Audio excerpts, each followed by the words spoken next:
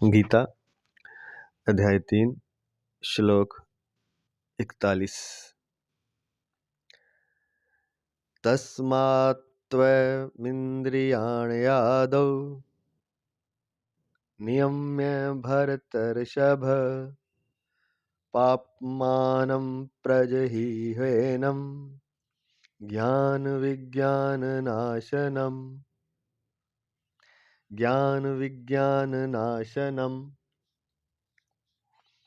इसलिए हे भरतवंशियों में श्रेष्ठ अर्जुन, तू सबसे पहले इंद्रियों को वश में करके इस ज्ञान और विज्ञान का नाश करने वाले महान पापी काम को अवश्य ही बलपूर्वक मार डाल।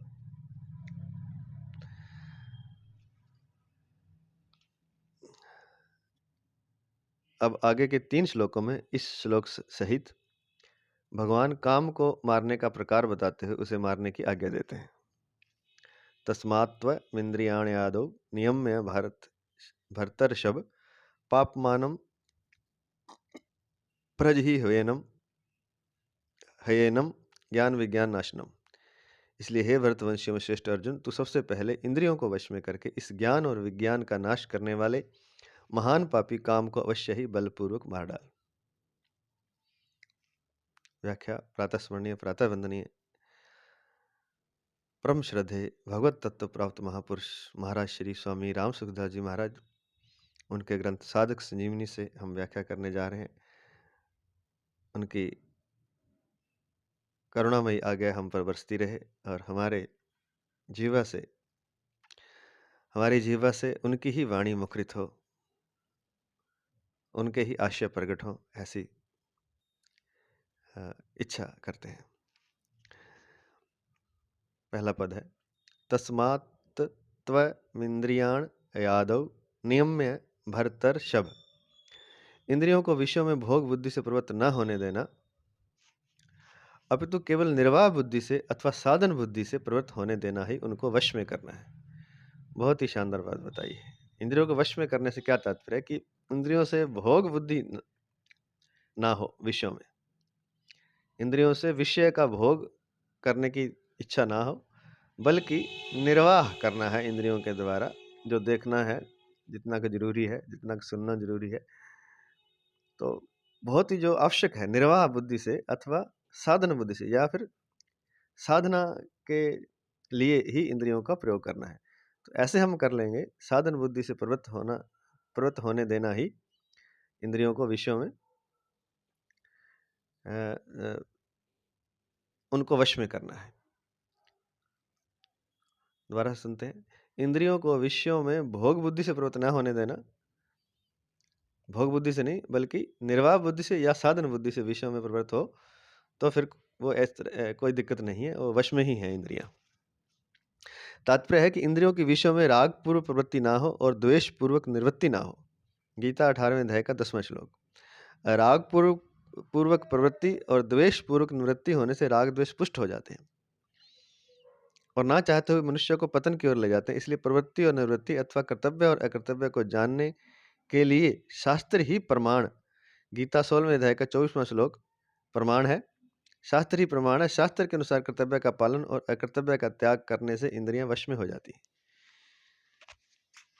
अब कहना यह चाहते हैं कि इंद्रियों का उपयोग तो होगा ही होगा, चाहे वो साधना कर रहा है, साधक है, तो साधक इस तरह से इंद्रियों का उपयोग करे कि भोग बुद्धि ना हो, केवल निर्वाह बुद्धि हो या साधन बुद्धि हो। और दूसरी बात, राग और द्वेष पूर्वक विषयों में प्रवृत्ति ना हो, राग पूर्वक, और द्वेष पूर्वक निवृत्ति ना हो, राग द्वेष पूर्वक इंद्रियों का उपयोग ना हो। और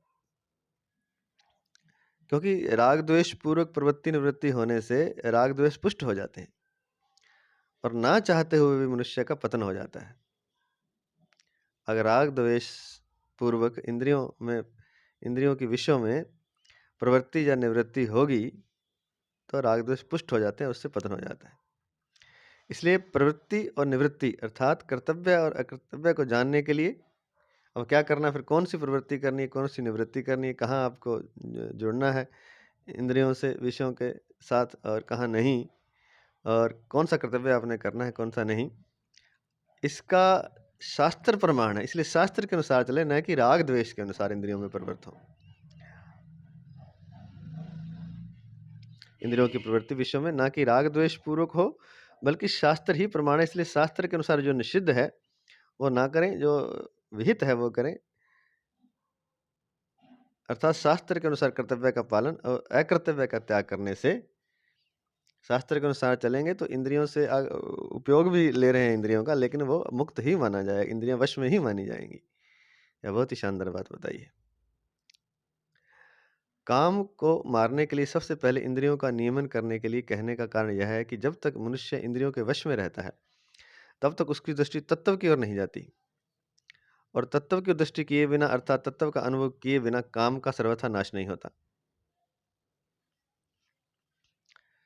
फिर सुने, काम को मारने के लिए सबसे पहले इंद्रियों का नियमन करने के लिए कहने का कारण यह है कि जब तक मनुष्य इंद्रियों के वश में रहता है, तब तक उसकी दृष्टि तत्व की ओर, अर्थात परमात्मा की ओर नहीं जाती, और तत्व की ओर दृष्टि गए बिना, अर्थात तत्व का अनुभव हुए बिना, काम का सर्वथा नाश नहीं होता। काम रह जाता है, उसको ऐसे लगेगा कि काम समाप्त हो गया, मर गया, लेकिन जब तक परमात्म तत्व का अनुभव नहीं होता तब तक काम सर्वथा मिटता नहीं है, मरता नहीं है।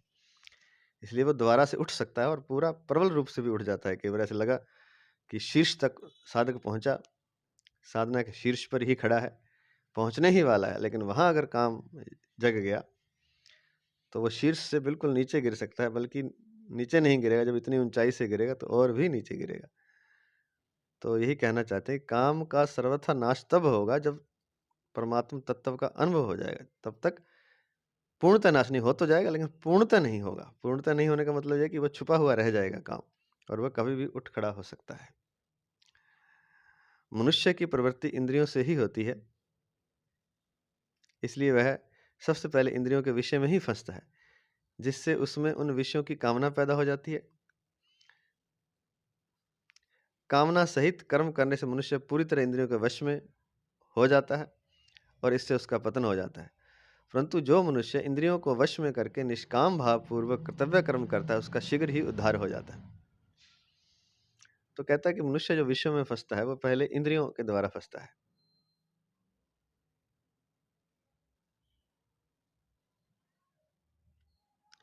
पहले प्रवृत्ति इंद्रियों से होती है, इंद्रियों के विषय में फंसता है। कैसे? क्योंकि इंद्रियों ने कोई रूप देखा, जैसे आंख ने कोई सुंदर रूप देखा, तो वह इंद्रिय द्वारा उस रूप का उसे पता चला। पता चला तो फिर उसको पाने की कामना हुई। ऐसे ही सब इंद्रियों के बारे में, कान ने कोई संगीत सुना, फिर वो संगीत सुनने की कामना, सुना तो उसको उस संगीत को पाने की कामना हुई। ऐसे ही जीवा द्वारा स्वाद है, त्वचा द्वारा स्पर्श है, और नासिका द्वारा सुगंध आदि है। तो सबसे पहले इंद्रियों के विषयों में फंसता है, और फिर जो रूप जैसे देखा आंख के द्वारा, तो उस विषय को पाने की कामना पैदा होती है, जिससे उसमें उन विषयों की कामना पैदा हो जाती है, और फिर वो उस कामना पैदा होती है तो उस विषय को पाने के लिए वो कर्म करता है। तो जब कर्म करता, तब वो समझो कि तब तक तो पूरी तरह फंस चुका हुआ है, तब तक पूरी तरह इंद्रियों के वश में हो जाता है, और फिर इसका पतन हो जाता है। क्योंकि वो परमात्मा की तरफ तो नहीं चल रहा, इंद्रियों से विषय देखा, फिर विषय की पाने की कामना हुई, फिर उस कामना के लिए, उस विषय के लिए उसने कर्म करना शुरू किया, तो वो तो एक अलग दिशा में यात्रा शुरू हो गई, अर्थात विपरीत दिशा में। जाना था पूर्व और जाने लगा पश्चिम। तो परमात्मा तो याद आएगा कैसे? क्योंकि उस विषय की कामना हो जाएगी, विषय ही का ही चिंतन चलेगा, और विषय को पाने के लिए दौड़ लगाएगा। दौड़ लगाएगा तो परमात्मा से विमुख होता जाएगा, अर्थात परमात्मा तो पूर्व की तरफ था मान लीजिए, तो वह पश्चिम की तरफ चल पड़ा। इसलिए उसका पतन होएगा ही, क्योंकि जहां जाना था वहां नहीं पहुंचेगा, उससे उल्टी दिशा में पहुंच गया। उल्टी दिशा में तो ये मानिए कि पूर्व में तो परमात्मा की तरफ फूलों की सेज थी, और पश्चिम दिशा में बहुत बड़ा गड्ढा है जिसमें वह गिर जाएगा, तो पतन हो जाएगा उसका। परंतु जो मनुष्य इंद्रियों को वश में करके निष्काम भाव पूर्वक कर्तव्य कर्म करता है, उसका शीघ्र ही उद्धार हो जाता है। तो इंद्रियों को वश में करके, वश में करने का यही है कि शास्त्र विहित कर्म करे, कर्तव्य का पालन करे, अर्थात अकर्तव्य को ना करे, और निष्काम भाव पूर्वक कर्म करे, दूसरों के हित के लिए, अर्थात निष्काम भाव से मतलब दूसरों के हित के लिए कर्म करे, तो उसका शीघ्र ही उद्धार हो जाता है। एनम ज्ञान विज्ञान नाशनम। ज्ञान पद का अर्थ शास्त्रीय ज्ञान भी लिया जाता है। जैसे ब्राह्मण के स्वाभाविक कर्मों के अंतर्गत ज्ञानम पद शास्त्रीय ज्ञान के लिए ही आया है। गीता 18वें अध्याय का 42वां श्लोक। परंतु यहाँ प्रसंग के अनुसार ज्ञान का अर्थ विवेक। विवेक क्या होता है पहले बता चुके हैं। कर्तव्य अकर्तव्य को अलग अलग जान लेना ही विवेक है। तो यहाँ ज्ञान का अर्थ विवेक लेना ही उचित प्रतीत होता है। विज्ञान पद का अर्थ विशेष ज्ञान अर्थात तत्व ज्ञान, अनुभव का ज्ञान, असली ज्ञान या बोध है। विज्ञान का जो अर्थ हम समझते हैं वो यहाँ गीता में नहीं। ज्ञान का अर्थ है विवेक और विज्ञान का अर्थ है विशेष ज्ञान। विशेष ज्ञान अर्थात अनुभव ज्ञान, तत्व ज्ञान, असली ज्ञान, बोध, उसको यहाँ विज्ञान कहा गया है। तो वो जो ज्ञान पद आया था पहले अभी, तो ज्ञान शास्त्रीय ज्ञान के लिए आता है, ब्राह्मण आदि के लिए, लेकिन यहाँ पर ज्ञान पद विवेक के लिए आया है और विज्ञान पद अनुभविक ज्ञान, असली ज्ञान या बोध के लिए आया है। विवेक और तत्व ज्ञान दोनों ही स्वतः सिद्ध हैं।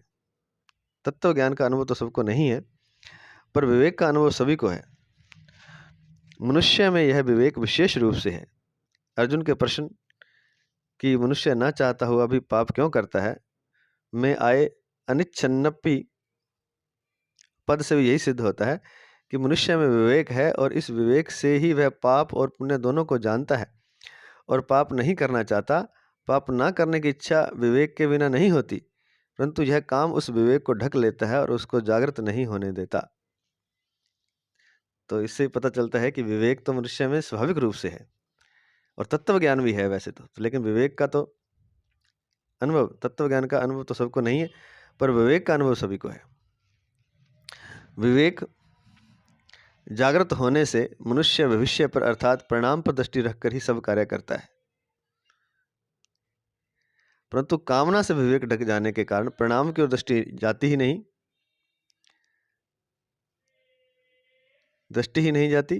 परिणाम की तरफ दृष्टि न जाने से ही वह पाप करता है। अगर विवेक जागृत है तो उसको पता है कि जो मैं कर्म करता हूँ करूँगा उससे मुझे फल क्या मिलेगा, अर्थात परिणाम अगर इसका सही नहीं है, या सही होगा या बुरा होगा, विवेकी पुरुष को जो पता होता है, इसलिए वो गलत कार्य करता ही नहीं। शास्त्र निषिद्ध कार्य वो नहीं करेगा जिसका विवेक जागृत है। वो भविष्य पर परिणाम पर दृष्टि रखकर सब कार्य करता है जिसका विवेक जागृत है, परंतु कामना से जब विवेक ढक जाता है तब उसको परिणाम की दृष्टि जाती ही नहीं, वो तो बस उस परिणाम की दृष्टि न जाने से वह पाप करता है। क्योंकि परिणाम की तरफ दृष्टि इसलिए नहीं जाती क्योंकि इंद्रियों के द्वारा जो उसने विषय देखे हैं उन विषयों के रस में ही उसका राग हो जाता है और उस रस को ही वह पाना चाहता है। वो जो उसका तात्कालिक आनंद है एक तरह से कह सकते हैं, वो लेना चाहता है, परिणाम की दृष्टि नहीं है। क्योंकि विषयों की तरफ दौड़ेगा तो फिर उसका तात्कालिक रस तो हो सकता है मिल भी जाए, जैसा वो उसको भ्रम है एक तरह से। यह भी संसार में तो रस है नहीं वैसे, लेकिन चलो उसको भ्रम है, तो भ्रम के कारण उसको तात्कालिक रस मिल भी सकता है, लेकिन उसका परिणाम सही नहीं है, परिणाम उसको पतन की तरफ ले जाएगा। जैसे किसी ने युवावस्था में प्रेम किया और फिर उसने विषय की कामना के तहत उसको पाने की इच्छा की और फिर उससे शादी हो गई। अब वो जिससे शादी की है उसका स्वभाव कैसा है, कल को वो कष्ट देने लग जाए या कुछ भी, मतलब कोई रोग हो जाए, कोई दुख आ जाए, कोई तकलीफ, वो आना ही आना है साथ में। ऐसा नहीं कि आना नहीं, वो आना ही है। उनमें से कोई ना कोई ऐसी घटना अवश्य होनी जिससे दुख मिलेगा या फिर मृत्यु हो जाएगी। तो वो गया तो था सुख लेने, लेकिन उसको उसके परिणाम का पता नहीं था कि जिससे वो इतना मोह कर रहा है, जिससे सुख लेने की उसकी इच्छा जागृत हुई है और जिसे वो अपने घर में बसाना चाहता है, वो हमेशा साथ ना दे, मृत्यु भी हो सकती है, ये उसको तो पता नहीं है। उसे रोग भी हो सकता है कोई जिससे वो कष्ट में पड़ सकता है, यह भी उसको पता नहीं है। वो क्लय भी कर सकती है जिसका उसे शादी करते वक्त नहीं पता था, यह भी हो सकता है। और बुढ़ापा भी आएगा एक दिन। जिस देह के आकर्षण में वो बंध गया था, वो देह एक दिन वितृष्णा पैदा करने वाली हो जाएगी। वह देह एक दिन झुर्रियों से भर जाएगी, बूढ़ी हो जाएगी, वह देह अच्छी नहीं लगेगी एक दिन। लेकिन जब वो उस रस को लेने गया है, तब उसे यह पता नहीं है। क्यों? क्योंकि कामना से विवेक ढक गया। तो कामना से विवेक ढक जाने के कारण परिणाम की ओर दृष्टि ही जाती नहीं। परिणाम की दृष्टि न जाने से ही वह पाप करता है। इस प्रकार जिसका अनुभव सबको है, उस विवेक को भी जब यह काम जागृत नहीं होने देता, तब जिसका अनुभव सबको नहीं है, उस तत्व ज्ञान को तो जागृत होने ही कैसे देगा। इसलिए यहाँ काम को ज्ञान अर्थात विवेक और विज्ञान अर्थात बोध दोनों का नाश करने वाला बताया गया है। कहते हैं कि विवेक का ज्ञान तो सबको है, सबको अनुभव है, लेकिन काम छा जाने पर जिसका अनुभव भी है उसी को जागृत नहीं होने देता। जो तत्व ज्ञान छुपा हुआ है, जिसका अनुभव किसी को नहीं, उसको तो काम कैसे उठने देगा, कैसे जागृत होने देगा, कैसे अनुभव होने देगा। इसलिए जो काम है उसको ज्ञान अर्थात विवेक और विज्ञान अर्थात बोध अर्थात तत्व ज्ञान दोनों का नाश करने वाला बताया गया है। तो काम दोनों का नाश कर देता है। नाश से तात्पर्य उनको ढक लेता है, उनका अनुभव नहीं होने देता। वास्तव में यह काम ज्ञान और विज्ञान का नाश अर्थात अभाव नहीं करता, प्रत्युत उन दोनों को ढक देता है अर्थात प्रकट नहीं होने देता। उन्हें ढक देने को ही यहाँ उनका नाश करना कहा गया है। कारण कि ज्ञान विज्ञान का कभी नाश होता ही नहीं। नाश तो वास्तव में काम का ही होता है। जिस प्रकार नेत्रों के सामने बादल आने पर बादलों ने सूर्य को ढक लिया, ऐसा कहा जाता है, पर वास्तव में सूर्य नहीं ढका जाता, प्रत्युत नेत्र ढके जाते हैं। उसी प्रकार कामना ने ज्ञान विज्ञान को ढक लिया, ऐसा कहा तो जाता है, पर वास्तव में ज्ञान विज्ञान ढके नहीं जाते, प्रत्युत बुद्धि ढकी जाती है। पापमानम ही प्रजहि, कामना संपूर्ण पापों की जड़ है। इसलिए कामना उत्पन्न होने से पाप होने की संभावना रहती है। आगे चलकर कामना मनुष्य के विवेक को ढककर उसे अंधा बना देती है। कामना संपूर्ण पापों की जड़ है, बहुत बार कह दिया, और यह इसलिए बार बार कह रहे हैं कि यही बात इसको समझ जाए साधक, क्योंकि यह बात सत्य है। कामना संपूर्ण पापों की जड़ है, इसलिए कामना उत्पन्न होने से पाप होने की संभावना रहती है। आगे चलकर कामना मनुष्य के विवेक को ढककर उसे अंधा बना देती है, जिससे उसे पाप पुण्य का ज्ञान ही नहीं रहता और वह पापों में ही लग जाता है। इससे उसका महान पतन हो जाता है। इसलिए भगवान कामना को महापापी बताकर उसे अवश्य ही मार डालने की आज्ञा देते हैं।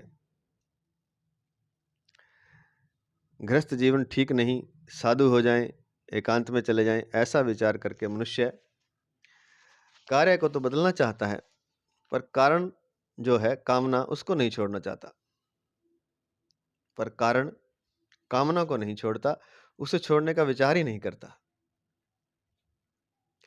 यदि वह कामना को छोड़ दे तो उसके सब काम अपने आप ठीक हो जाएं।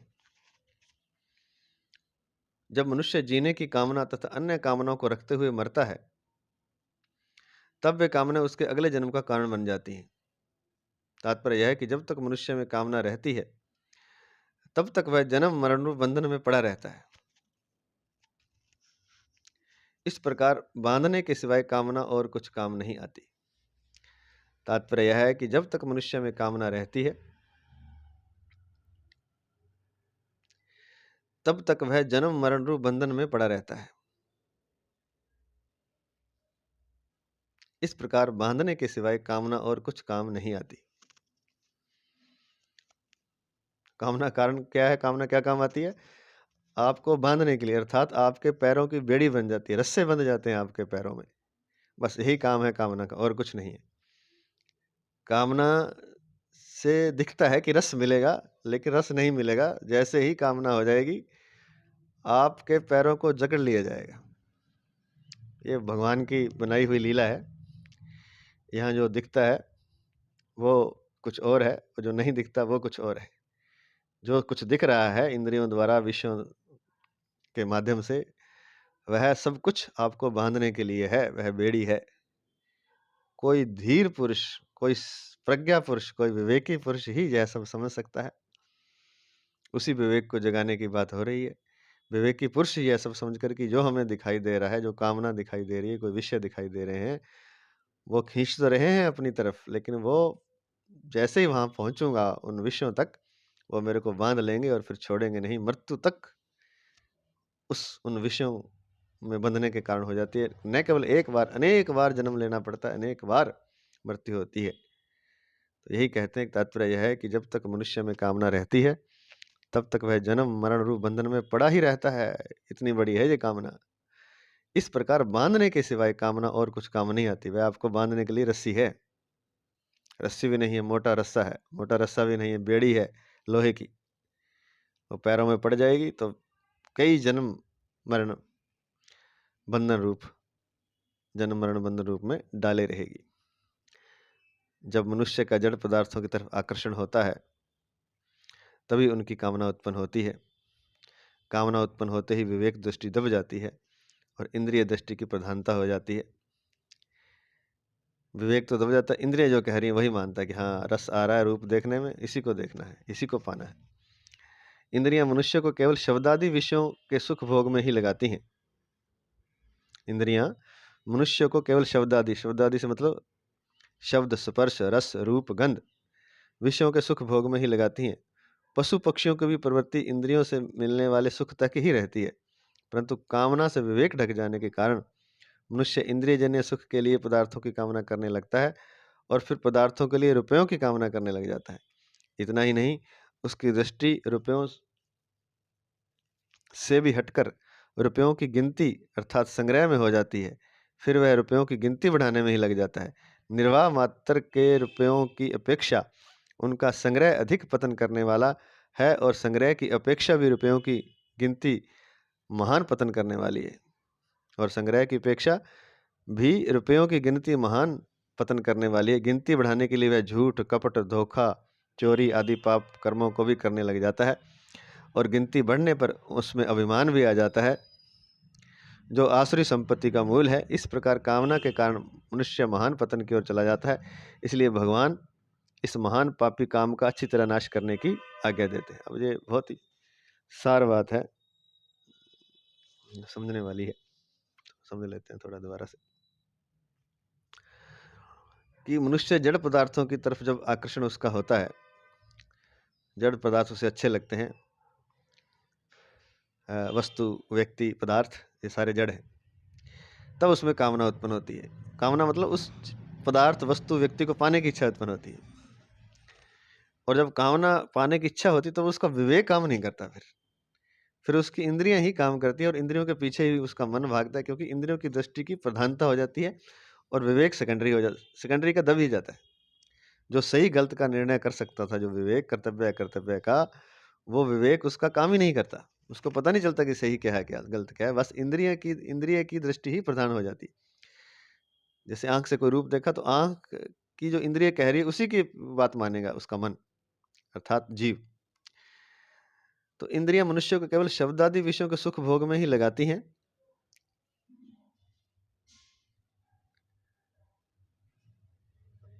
तो इंद्रियां क्या करती हैं? शब्द, आंख, नाक, जीव, कान, त्वचा आदि, अ, ये शब्द, स्पर्श, रस, रूप, गंध आदि के भोग में लगाती हैं मनुष्य को। और पशु पक्षियों की भी इंद्रियां, पशु पक्षियों की प्रवृत्ति इंद्रियों से मिलने वाले सुख तक ही होती है, परंतु मनुष्य के लिए और भी दिक्कत हो जाती है। परंतु कामना से विवेक जब ढक जाता है, तब मनुष्य इंद्रिय जन्य सुख को पाने के लिए पदार्थों की कामना करता है। वो तो करता ही है, वस्तु, व्यक्ति, पदार्थ आदि की कामना करता है।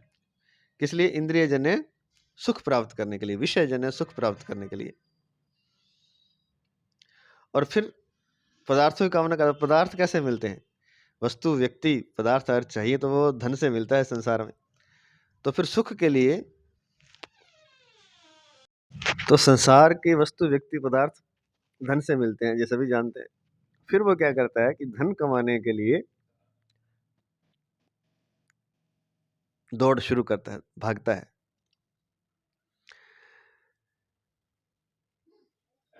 इंद्रियजन्य सुख के लिए पदार्थों की कामना करता है और पदार्थों के लिए रुपए की कामना करने लग जाता है।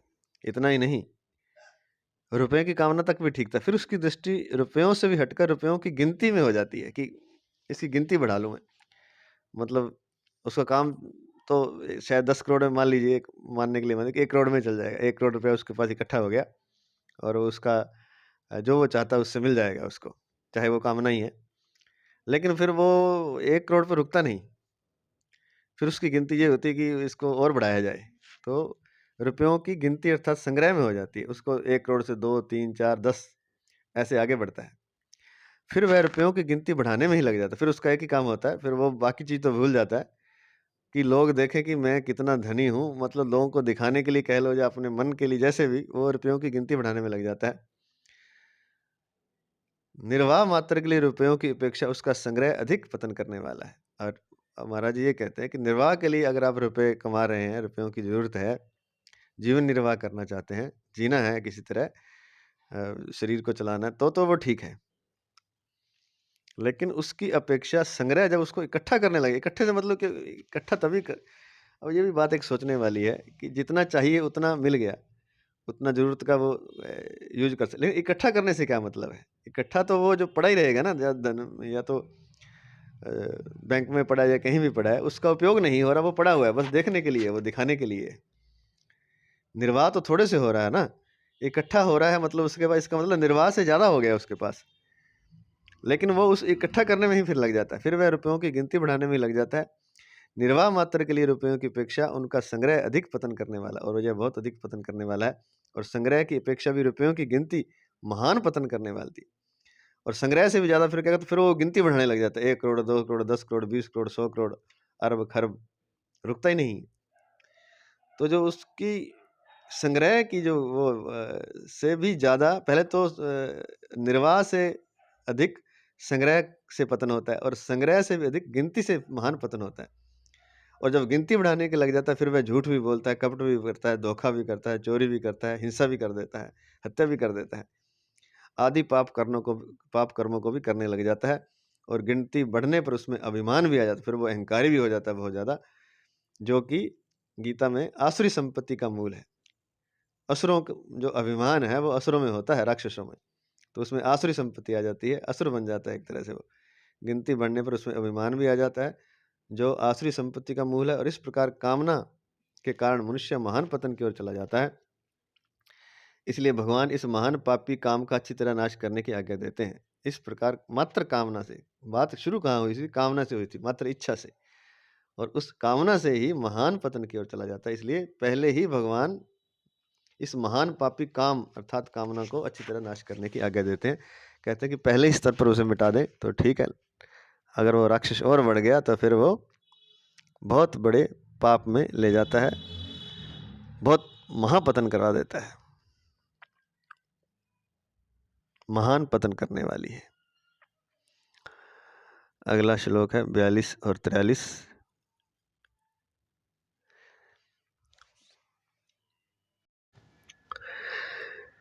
इंद्रियाणि पराण्याहुरिन्द्रियेभ्यः परं मनः, मनसस्तु परा बुद्धिर्यो बुद्धेः परतस्तु सः। एवं बुद्धे परं बुद्ध्वा संस्तभ्यात्मात्मना जहि शत्रुं महाबाहो कामरूपं दुरासदम्।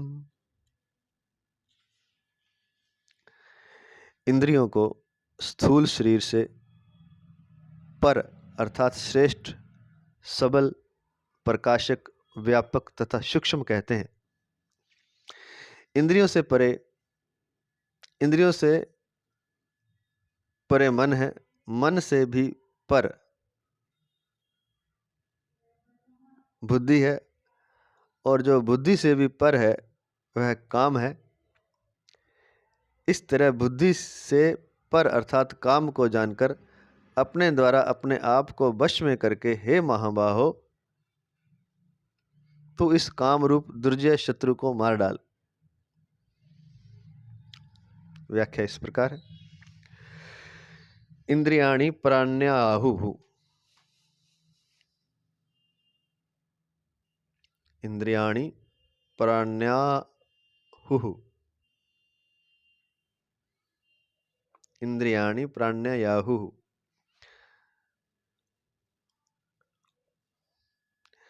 शरीर अथवा विषयों से इंद्रियां पर हैं।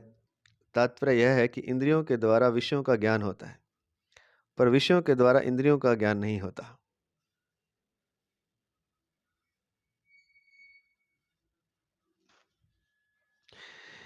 इंद्रियां विषयों के बिना भी रहती हैं, पर इंद्रियों के बिना विषयों की सत्ता सिद्ध नहीं होती। विषयों में यह सामर्थ्य नहीं कि वे इंद्रियों को प्रकाशित करें, प्रत्युत इंद्रियां विषयों को प्रकाशित करती हैं। इंद्रियां वही रहती हैं, पर विषय बदलते रहते हैं। इंद्रियां व्यापक हैं और विषय व्याप्य हैं। अर्थात विषय इंद्रियों के अंतर्गत आते हैं, पर इंद्रियां विषयों के अंतर्गत नहीं आती। विषयों की अपेक्षा इंद्रियां सूक्ष्म हैं, इसलिए विषयों की अपेक्षा इंद्रियां श्रेष्ठ, सबल, प्रकाशक, व्यापक और सूक्ष्म है। जो जितना सूक्ष्म होता जाएगा उतनी उसकी शक्ति बढ़ती चली जाती है। हमें लगता है कि स्थूल की शक्ति ज़्यादा होती है, स्थूल की शक्ति कम होती है। जैसे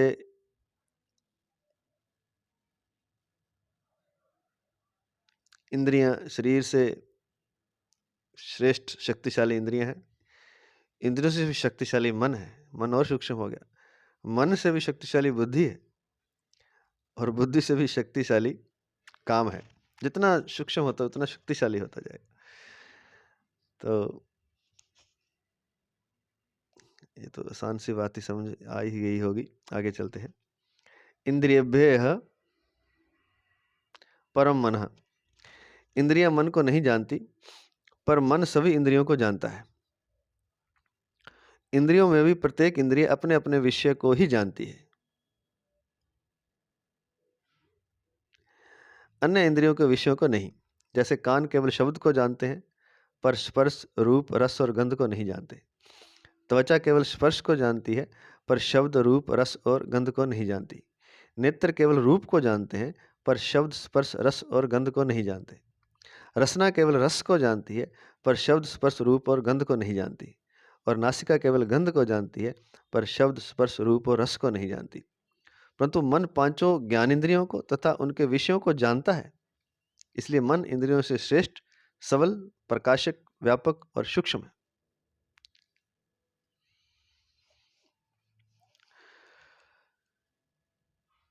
मनसस्तु परा बुद्धि। मन बुद्धि को नहीं जानता, पर बुद्धि मन को जानती है। मन कैसा है, शांत है या व्याकुल है, ठीक है या बेठीक है, इत्यादि बातों को बुद्धि जानती है। उदास है या प्रसन्न है। मन कहते हैं ना, आज मेरा मन उदास है, आज मेरा मन बड़ा प्रसन्न है। तो मतलब कोई जान रहा है उसको, मतलब बुद्धि मन को जानती है। तो इत्यादि बातों को बुद्धि जानती है। इंद्रियां ठीक काम करती हैं या नहीं, इसको भी बुद्धि जानती है।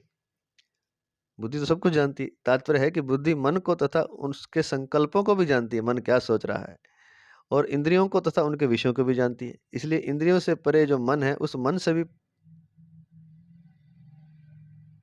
इसलिए इंद्रियों से पर जो मन है, उस मन से भी बुद्धि पर अर्थात श्रेष्ठ। पर से मतलब श्रेष्ठ, परे से, परे शब्द नहीं है, पर शब्द है। परे से मतलब भी उससे ज्यादा बलवान से ही है। पर परे से मतलब का भी, उससे भी कहते हैं ना, उससे भी परे है। परे मतलब उससे भी श्रेष्ठ है। लेकिन यहाँ शब्द जो पर यूज किया, पर से मतलब भी वही है। उस मन से भी बुद्धि पर अर्थात श्रेष्ठ, बलवान, प्रकाशक, व्यापक और सूक्ष्म है। यह बुद्धे पर तस्तु सह। बुद्धि का स्वामी अहम है, इसलिए कहता है मेरी बुद्धि।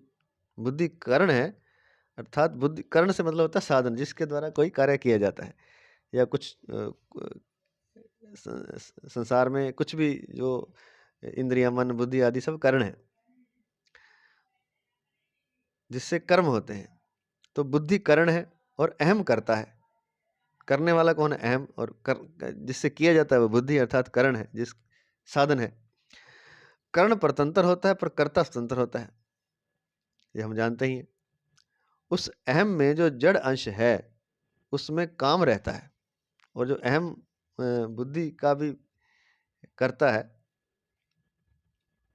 बुद्धि का भी स्वामी है, तो उस अहम में जो जड़ अंश है उसमें काम रहता है। वैसे एक उसमें चेतन अंश भी है, चेतन अंश तो परमात्मा है अहम का, लेकिन जो जड़ अंश है उसमें काम रहता है। जड़ अंश से तादात्म्य होने के कारण वह काम स्वरूप अर्थात चेतन में रहता प्रतीत होता है। अब जड़ अंश से तादात्म्य है तो वह जो काम है वो ऐसा लगता है कि हमारी चेतना में ही है, चेतना में नहीं है। वो जो अहम के दो भाग करें, एक जड़ अंश एक चेतन अंश, तो वो चेतन अंश में रहता प्रतीत होता है काम, परंतु वह वास्तव में जो अहम का जड़ अंश है उसमें काम रहता है।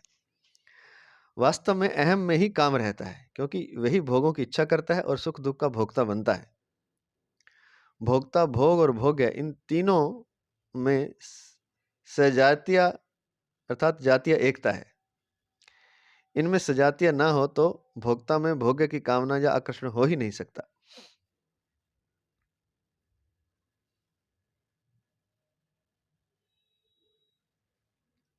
भोक्तापन का जो प्रकाशक है, जिसके प्रकाश में भोक्ता, भोग और भोग्य तीनों की सिद्धि होती है, उस परम प्रकाशक शुद्ध चेतन में काम नहीं है। अहम तक सब प्रकृति का अंश है। उस अहम से भी आगे साक्षात परमात्मा का अंश जो स्वयं है, जो शरीर, इंद्रियां, मन, बुद्धि और अहम इन सब का आश्रय, आधार, कारण और प्रेरक है तथा श्रेष्ठ, बलवान, प्रकाशक, व्यापक और सूक्ष्म है। वो कौन है? वो स्वयं परमात्मा है। वो है स्वयं परमात्मा नहीं, वो साक्षात परमात्मा का अंश स्वयं है। वो साक्षात परमात्मा ही है एक तरह से, वैसे वो स्वयं परमात्मा भी कह सकते हैं, क्योंकि जो स्वयं वो परमात्मा का अंश है, जो अहम से भी श्रेष्ठ है। जड़ प्रकृति का अंश ही सुख दुख रूप में परिणित होता है, अर्थात सुख दुख रूप विकृति जड़ में ही होती है, चेतन में नहीं होती। चेतन में यह विकृति नहीं है, परंतु चेतन विकृति का ज्ञाता है, चेतन तो उसका ज्ञाता है। परंतु जड़ से तादात्म्य होने से सुख दुख का भोक्ता चेतन ही बनता है, अर्थात चेतन ही सुखी दुखी होता है। ऐसे दोबारा से सुनते हैं कि जड़ प्रकृति का अंश ही सुख दुख रूप में परिणित होता है। सुख दुख रूप विकृति जड़ में ही होती है, चेतन में विकृति नहीं है। प्रत्युत चेतन प्रकृति का ज्ञाता है। चेतन में विकृति तो नहीं, चेतन विकृति का ज्ञाता है, उसको ज्ञात होता है कि विकृति आई है या नहीं आई। परंतु जड़ से तादात्म्य होने से सुख दुख का भोक्ता चेतन ही बनता है और चेतन ही सुखी दुखी होता है। केवल जड़ में सुखी दुखी होना नहीं बनता। तात्पर्य यह है कि अहम में जो जड़ अंश है उसके साथ तादात्म्य कर लेने से चेतन भी अपने को मैं भोगता हूं ऐसा मान लेता है। बहुत ही शानदार बात लिखी। चेतन भी भ्रमित हो जाता है, वो भी ये सोचता कि मैं भोगता हूं। क्यों? क्योंकि जो अहम के में जड़ अंश है उसके साथ उसका तादात्म्य है, तो ऐसा होने से चेतन भी अपने को मैं भोगता हूं ऐसा मान लेता है। परमात्म तत्व का साक्षात्कार होते ही रस बुद्धि निवृत्त हो जाती है। रसोप्यस्य परम दृष्टवा निर्वर्तते, गीता दूसरे अध्याय का 59वां श्लोक। इसमें अस्य पद भोक्ता बने हुए अहम का वाचक है, रसोप्यस्य, और जो भोक्तापन से निर्लिप्त तत्व है उस परमात्मा का वाचक परम है। रसोप्यस्य परम दृष्टवा निवर्तते।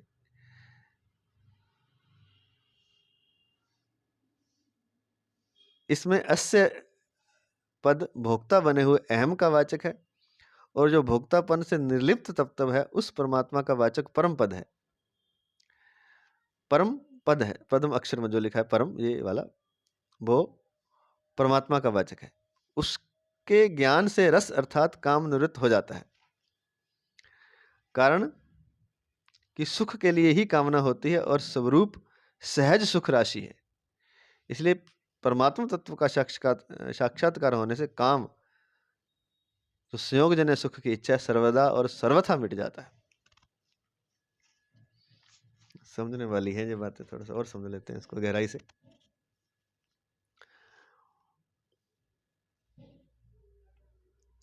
परमात्मा तत्व का साक्षात्कार होते ही, तो पहले तो इस बात को समझते हैं कि जो हमारा स्वरूप है वो सहज सुख राशि, सुख का तो भंडार है, लेकिन जो हमारा स्वरूप है, जो हमारा चेतन स्वरूप है, वो जड़ अहम के साथ तादात्म्य होने के कारण वो संसार के सुखों को भोगना चाहता है, उसमें सुख लेना चाहता है। जबकि वहाँ सुख है नहीं। तो संयोगजन्य सुख की इच्छा करता है, लेकिन जब उसका अपने स्वरूप में जब स्थिति हो जाती है, परमात्मा तत्व का जब साक्षात्कार हो जाता है, तब वो जो रस है वो उससे प्राप्त हो जाता है। तो ऐसा होने से काम सर्वथा और सर्वदा मिट जाता है। क्योंकि जो बाहर का काम वो तो संयोगजन्य सुख है, मतलब वो हमेशा नहीं मिलता। आपने कोई पदार्थ, वस्तु, व्यक्ति आदि वो हमेशा आपके पास भी रहें तो भी उनसे हमेशा सुख नहीं मिलता। वो संयोग जब होता है तब सुख मिलता है। इसलिए उसको संयोगजन्य का, जो पदार्थ आपने खाया, जिस समय खाएंगे उस समय सुख मिलेगा, नहीं तो वो पड़ा है तो आपको सुख नहीं दे रहा। ऐसे ही वस्तु है, व्यक्ति है। लेकिन जो हमारा स्वरूप है वो हमेशा से ही रस रूप है, उसमें निरंतर रस झरता है। बाहर के सुख तो संयोगजन्य है, अंदर का सुख निरंतर है। इसलिए जब अंदर का सुख आपको मिल जाता है, आनंद मिल जाता है, क्योंकि जो अंदर है, जो हमारी चेतना है, जो हमारा स्वरूप है, वह सहज सुख राशि है। और जब सहज सुख राशि हमें मिल जाती है, जो कि निरंतर है, नित्य है, बाहर की तो संयोगजन्य है, अनित्य है, लेकिन अंदर वाली नित्य है। तो जब वो मिल जाती है तब बाहर के फिर बाहर क्यों सुख चाहे, क्योंकि अंदर उसको निरंतर मिल गई वो चीज़ जो बाहर संयोगजन्य से ढूंढ रहा था। इसलिए परमात्मा तत्व का साक्षात्कार होने से, सहज सुख राशि मिलने से काम का सर्वदा, हमेशा के लिए और सर्वथा मिट जाता है। इसको थोड़ा सा दोबारा से देखते हैं।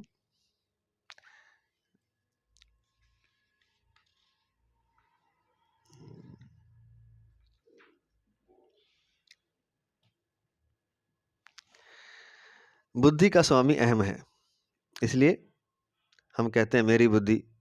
बुद्धि करण है, अर्थात बुद्धि से तो कार्य लेना है, और उसका मालिक जो है वो अहम, अर्थात मैं, अर्थात कर्ता अहम है। जिससे काम लेना है वो तो परतंत्र है, बुद्धि परतंत्र है, करण परतंत्र होता है पर कर्ता स्वतंत्र होता है। उस अहम में जो मैंपन है, उसमें एक जड़ अंश, दो तरह से अहम है। वास्तव में जो असली अहम है वो तो चेतन अंश है, लेकिन अहम में भी जड़ता आ गई थोड़ी, तो उसके दो विभाग कर लें मान लीजिए। वैसे तो एक ही है वो, एक उसका बाहर का आवरण मान लीजिए जड़ हो गया, अंदर से वो चेतन ही है। तो अहम में जो जड़ अंश है उसमें काम रहता है, उसमें रहता है काम, अंदर चेतन में तो रह नहीं सकता, क्योंकि चेतन तो स्वयं आनंद स्वरूप है। तो काम इसलिए है कि वो बाहर से सुख लेना चाहता है। जड़ अंश से तादात्म्य होने के कारण वह काम स्वरूप चेतन में रहता प्रतीत होता है। तो जड़ अंश से तादात्म्य होने के कारण वह काम स्वरूप अर्थात चेतन में रहता प्रतीत होता है। अब जो चेतन है उसका तादात्म्य जड़ अंश से, मान लीजिए एक उदाहरण के लिए समझ सकते हैं कि एक बाहर का आवरण है, कोई गोला है, नारियल ही मान लीजिए, तो बाहर का उसका अंश जो है वो जड़ है, अंदर उसके जल है, अंदर वो चेतन है, बाहर से वो जड़ है।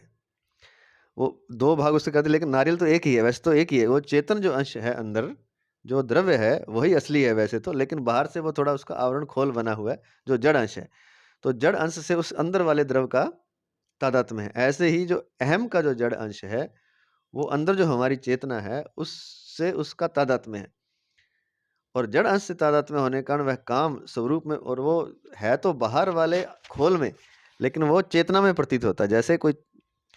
जैसे मान लीजिए वो उसके रोए होते हैं नारियल के ऊपर, वो रोए जो हैं वो हैं तो उसके कवर पर बाहर वाले अंश में, लेकिन वो हम कह सकते हैं कि वो नारियल में ही प्रतीत होते हैं, मतलब चेतन में जो अंदर द्रव है उसमें प्रतीत होते हैं। अंदर वाला द्रव अलग है, खोल अलग है, उसके ऊपर जो रोए हैं, जो काम है, मान लीजिए उसको काम की संज्ञा दें तो वो अलग है, लेकिन वो प्रतीत कहाँ होता है कि वो नारियल में ही प्रतीत है, अर्थात जो उसके अंदर द्रव्य में ही प्रतीत हो रहा है, अर्थात जो हमारी चेतना है उसमें काम प्रतीत हो रहा है। वस्तुतः जो काम है वो चेतना का जो जड़ अंश है, जड़ जड़ चेतना तो जड़ होती नहीं, लेकिन वो एक तादात्म्य जड़ अंश से होने के कारण वो जड़ अंश प्रतीत होता है, उसी में काम रहता है, ऐसा समझ सकते हैं। फिर से देखते हैं, तीन चीजें हैं अहम में, दो चीजें मुख्यतः, और तीसरा उसमें काम आ जाता है। अहम दो तरह का, एक बाहरी अहम कह सकते हैं, एक आंतरिक अहम। आंतरिक अहम जो है वो चेतना है, और बाहरी अहम है जो जड़ अंश है। जड़ अंश से तात्पर्य ये है कि वो उसको संसार की तरफ उस चेतना की दृष्टि है, संसार से उसका राग है, इसलिए वो जड़ हो गया। तो उसमें राग जड़ है तो उसी में काम रहता है। जड़ अंश से तादात्म्य होने के कारण वह काम स्वरूप चेतन में रहता प्रतीत होता है, और वैसा लगता है तो वो जड़ अंश से तादात्म्य के कारण, लेकिन वो काम लगता है कि हमारे चेतना में ही है। वास्तव में अहम में ही काम रहता है। कौन से अहम में? जड़ वाले में, क्योंकि वही भोगों की इच्छा करता है और सुख दुख का भोक्ता बनता है। भोगों की इच्छा भी अहम ही करता है, जो नकली अहम है, जो जड़ अहम है। जैसे कहते हैं ना, मैं मुझे भोग चाहिए, मुझे सुख चाहिए, तो ये नकली अहम जो है वो कह रहा है, असली अहम नहीं कह रहा। असली अहम इसी के साथ मिला हुआ है, लेकिन वो तो पहले से ही सुख स्वरूप है। वो क्यों कहेगा मुझे भोग चाहिए? लेकिन उसका तादात्म्य में कुछ अंश का बाहर से जड़ से हो गया, जिसमें कामना फिर पैदा होती है, इसलिए काम उसमें रहता है।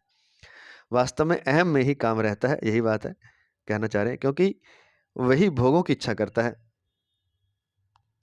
जो हमारा अहंकार है, जो हमारा अहम है, वही भोगों की इच्छा करता है और सुख दुख का भोक्ता बनता है।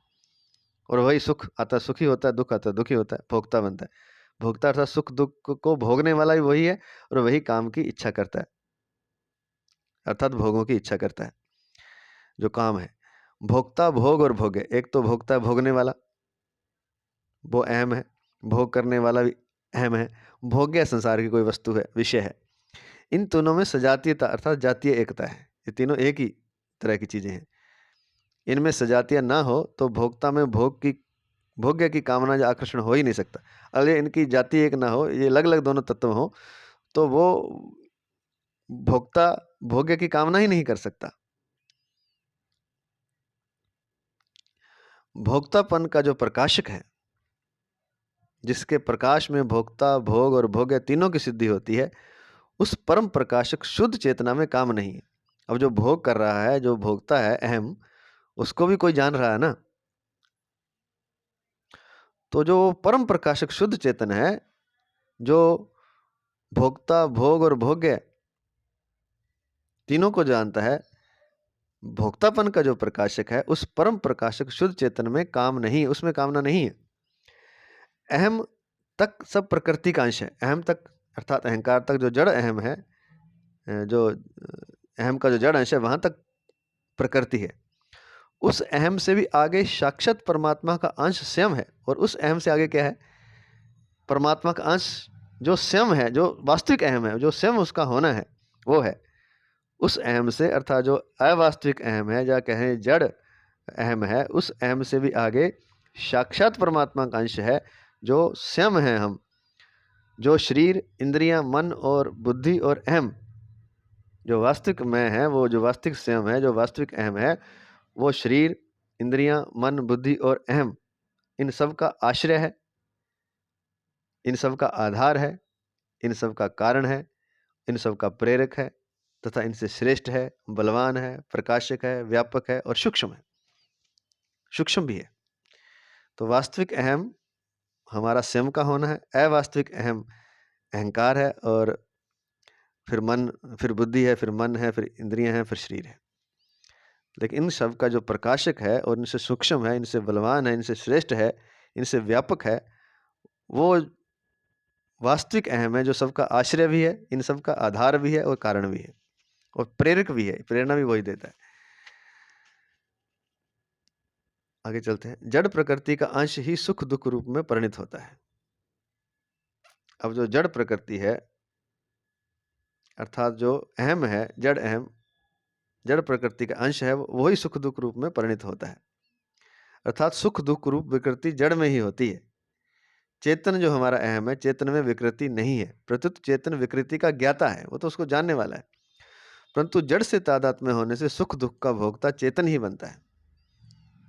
पर जड़ से तादात्म्य होने से, क्योंकि भोग का जो अनुभव हो रहा है वो चेतन को ही हो रहा है ना, तो तादात्म्य होने से, जड़ से तादात्म्य होने सुख दुख का जो भोगता है चेतन बनता है। अर्थात चेतन ही सुखी दुखी होता है। केवल जड़ में सुखी दुखी होना नहीं। जड़ कैसे सुखी दुखी होगा? वो तो जड़ है।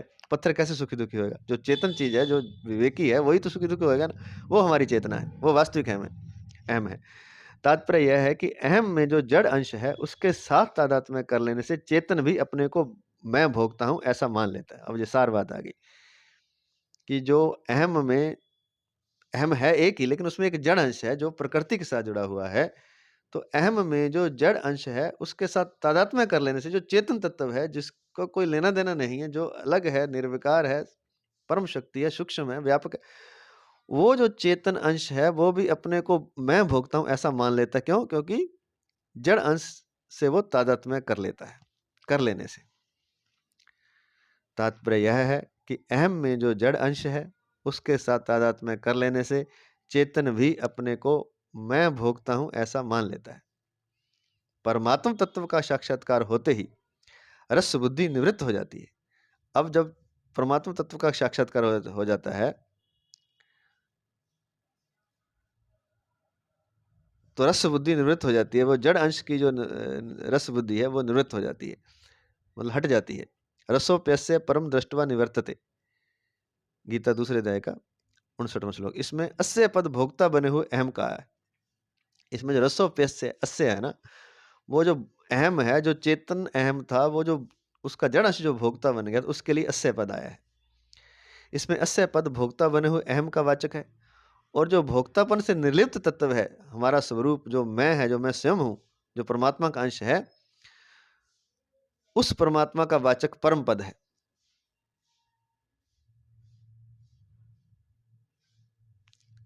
रसोप्यस्य परम दृष्टवा निवर्तते, गीता दूसरे अध्याय का 59वां श्लोक। इसको एक बार देखते हैं।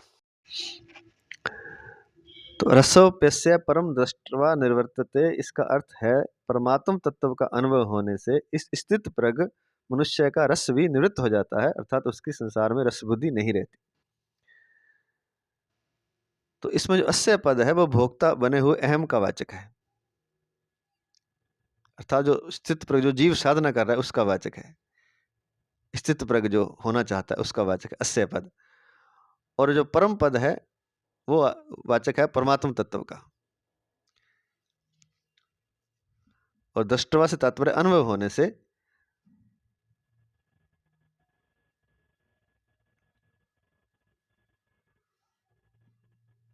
रस निवृत्त हो जाता है। तो उसके ज्ञान से रस अर्थात काम निवृत्त हो जाता है। जब वो साधक है या जीव है या जो अवास्तविक अहम है, उसको जब रस का, भीतरी रस का ज्ञान हो जाता है, उसके ज्ञान से रस अर्थात जो बाहरी रस है, फिर जो उसका वो काम निवृत्त हो जाता है। कारण कि सुख के लिए ही कामना होती है और स्वरूप सहज सुख राशि है। जब भीतरी रस का उसको अनुभव हो जाता है, जो अवास्तविक अहम है उसको अनुभव होता है, तो वो जो साधना कर रहा है जीव उसकी बात हो रही है, या स्थित प्रज्ञ मनुष्य जो होना चाहता है, जो होने वाला है उसकी बात हो रही है। तो वो जब रस का अनुभव कर लेता है तो उसका काम निवृत्त हो जाता है। कारण कि सुख के लिए ही कामना होती है और जो उसका स्वरूप है वो सहज सुख राशि है। इसलिए परमात्म तत्व का साक्षात्कार होने से काम अर्थात संयोगजन्य सुख की इच्छा सर्वदा और सर्वथा, सर्वदा मतलब हमेशा के लिए, और सर्वथा बिल्कुल मिट जाती है। कब? जब जीव अर्थात जो अवास्तविक अहम है, जब वो अपने भीतर के वास्तविक रस का, जो कि सहज सुख राशि है, जो कि उसका स्वरूप है, जब उसका अनुभव कर लेता है, तो फिर वो बाहर से रस लेना ही नहीं चाहता, क्योंकि अंदर से ही रस मिल रहा है, तो उसका सर्वदा और सर्वथा मिट जाता है। हम इसको एक और कहना चाहेंगे, यहाँ तीन बातें आई हैं। एक तो अस्य, जो भोक्ता बना हुआ अहम है, एक जो अहम है जो परमात्म तत्व का वाचक है, जिसको परम पद से दिया गया है, और एक जो है रस है। तीन चीजें हैं ना, रस को अनुभव करने वाला, पहले तो रस है, बाहर का रस, और उसको अनुभव करने वाला अहम है, और एक भीतर का रस है। तो जब बाहर भीतर अहम जो है वो अंदर वाले रस में डूब जाता है, तो बाहर के रस का उसे जरूरत नहीं रहती, उससे वह सर्वथा और सर्वथा काम, सर्वदा और सर्वथा काम मिट जाता है। कारण ये है कि फिर वो अपने रस, बाहर का रस और अहम कुछ बचता नहीं, एक रस ही बचता है खाली, फिर अहम भी नहीं बचता। जो वो वास्तविक रस है वही वास्तविक स्वरूप है, वही वास्तविक अहम है, लेकिन उसे अहम कहना भी मतलब अहंकार की भाषा में अहम नहीं, वो ही स्वरूप, एक स्वरूप ही बचता है, एक रस रूप ही बचता है, और कुछ बचता नहीं, एक सच्चिदानंद रूप ही बचता है। ऐसा हमें समझ में आया है। तो मार्मिक बात थोड़ी सी पढ़ लेते हैं, चलो। तो स्थूल शरीर विषय है, इंद्रियां बहिकरण है और मन बुद्धि अंतःकरण है। स्थूल शरीर से इंद्रियों पर श्रेष्ठ सबल प्रकाशक व्यापक और सूक्ष्म है तथा इंद्रियों से बुद्धि पर है, बुद्धि से भी पर अहम है। जो करता है उस अहम कर्ता में काम अर्थात लौकिक इच्छा रहती है। तो इसको हम कल करेंगे। आज इतना ही। मार्मिक बात से हम कल करेंगे। ये श्लोक नंबर 42-43 का शेष भाग मार्मिक बात, इसे हम कल करेंगे। आज इतना ही। जय श्री कृष्ण, जय श्री कृष्ण, जय श्री कृष्ण।